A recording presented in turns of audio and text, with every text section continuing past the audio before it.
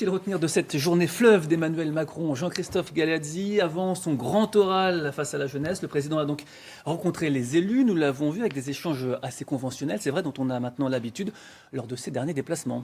Oui, et les questions et les difficultés, Arnaud, sont souvent les mêmes quand on écoute les élus. Fiscalité locale, transport, santé, services publics évidemment, mais aussi une France rurale qui se sent loin des prises de décision et parfois méprisée, en tous les cas incomprise par Paris. Emmanuel Macron a une nouvelle fois écouté, dialogué, et comme les conclusions du grand débat ne sont évidemment pas encore là, on a surtout assisté à la défense de sa politique et à une explication de sa politique. Moins académique, l'exercice a priori plus risqué, nouveau en tout cas, le dialogue avec les jeunes. Clairement, Arnaud, un président de la République au milieu d'un millier de jeunes et de surcroît d'un millier de jeunes du monde rural, c'est inédit, on le sait, c'est important car le gouvernement cherche évidemment à mobiliser les jeunes sur cette question du grand débat, jusqu'à présent surtout évidemment qui rassemble surtout les seniors.